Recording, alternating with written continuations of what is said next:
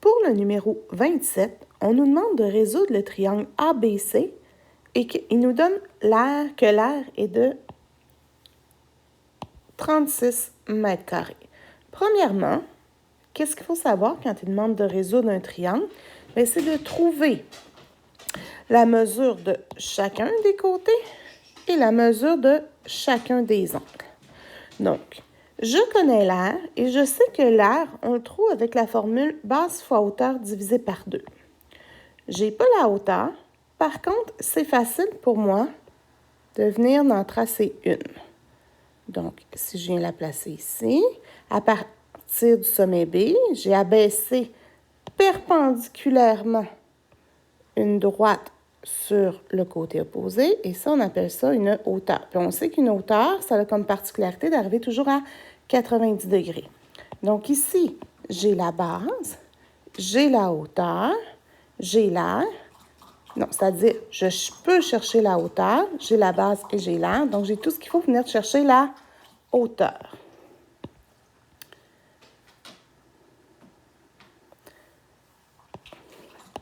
Donc, première étape, on va venir chercher la mesure, la hauteur. Donc, je pars toujours de ce que je connais. Ce que je connais, c'est ma formule. Base fois hauteur divisé par 2. J'ai remplacé ce que je connais. Je connais l'air. Je connais la mesure de la base qui est 10. Maintenant, je peux venir isoler. Donc, me débarrasser du divisé par 2, je fais fois 2. Je le fais d'un côté, je le fais de l'autre. Ça me donne 72, qui est égal à 10 fois H. Je veux me débarrasser du fois 10 en divisant par 10. Si je le fais d'un côté, je le fais de l'autre. Donc, ça me donne que ma hauteur ici, c'est 7,2 mètres. Maintenant, je me retrouve avec un triangle rectangle.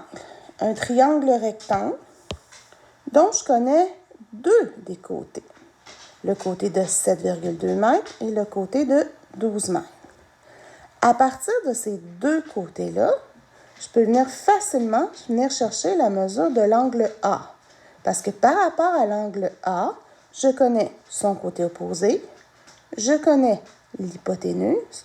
Côté opposé sur hypoténuse, je suis dans un rapport sinus. Donc, ma deuxième partie, on va venir chercher la mesure de l'angle A. Pour ce faire, j'ai utilisé le rapport sinus qui me dit que c'est côté opposé.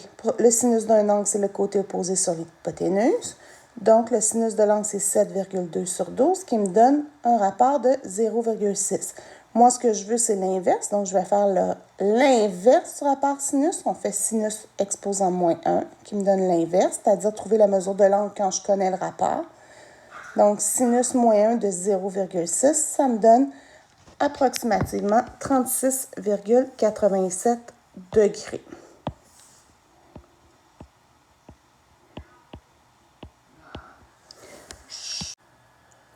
Maintenant, à partir des informations que j'ai trouvées, je peux venir chercher la mesure du segment. On va l'appeler, tiens, le segment, ici, mon point de rencontre, oups.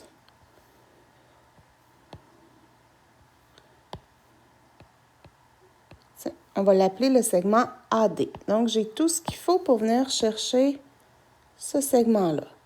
Pourquoi? Bien, je connais l'angle, je connais l'hypoténuse et le segment AD par rapport à l'angle de 36,87 degrés, c'est son côté adjacent. Donc, je peux venir chercher le rapport cosinus pour le trouver.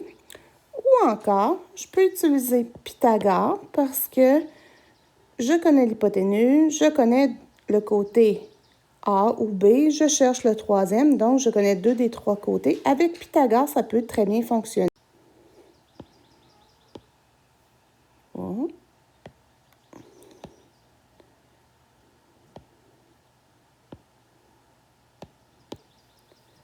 Donc, étape 3.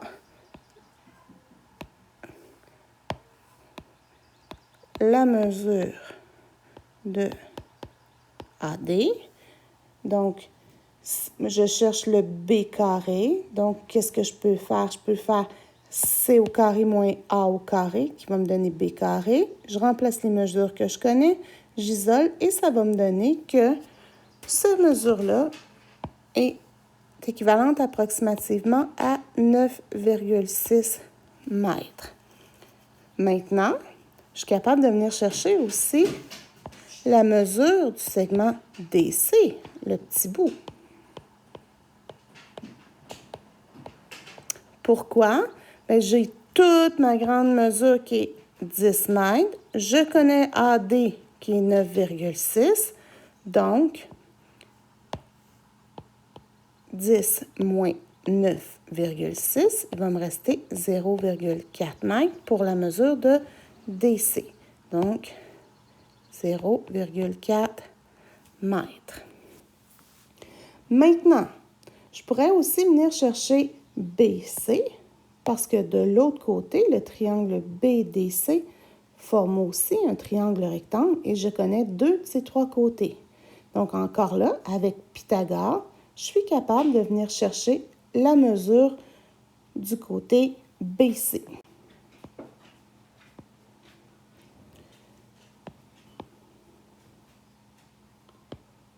Donc, étape 5.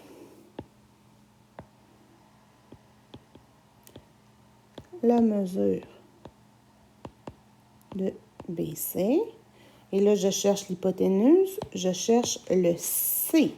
Donc, C au carré est égal à A au carré. J'ai remplacé mon A et mon B respectivement par 0,4 et 7,2. J'ai fait mes calculs pour venir à trouver que la réponse approximative du côté BC, c'est 7,21 mètres. Donc, maintenant, je connais un angle du triangle. Je connais le côté qui est en face, l'angle A avec le côté opposé qui est 7,21 mètres. Je connais le 12 mètres ici. J'ai tout ce qu'il faut venir chercher l'angle C. Pourquoi? Bien, même si mon grand triangle ABC n'est pas un triangle rectangle, on a vu une loi qui s'appelle la loi des sinus, qui s'applique à tout type de triangle, qui me permet de venir chercher une mesure de côté ou d'angle lorsque je n'ai pas des triangles rectangles.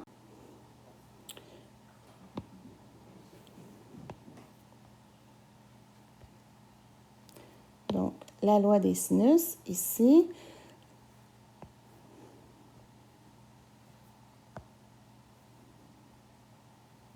Oups. Bon, on va y aller. Donc, ici, la loi des sines me dit que le sin de l'angle A sur son côté opposé, qu'on a appelé petit a, donne la même chose que le sin de l'angle B sur son côté opposé, qui est C. Donc, sin de 36,87 sur 7,21 me donne la même chose que le sinus de l'angle C que je cherche sur 12. Maintenant, avec un simple produit croisé, je suis capable de venir trouver que le rapport sinus de C, c'est 0,9986. Moi, je veux l'angle, donc il faut que je fasse le rapport inverse qui va me donner approximativement 86,98 degrés. Donc, ici, l'angle, 86,98 degrés. Maintenant, tout ce qui me reste à faire pour trouver mon troisième angle, bien, j'utilise la propriété. Un instant, là, ici, je vais juste vous mettre ça clair. Ça, c'était mon étape 6, la mesure de l'angle C. Et voilà. Donc, septième étape, tout ce qui va me rester à faire,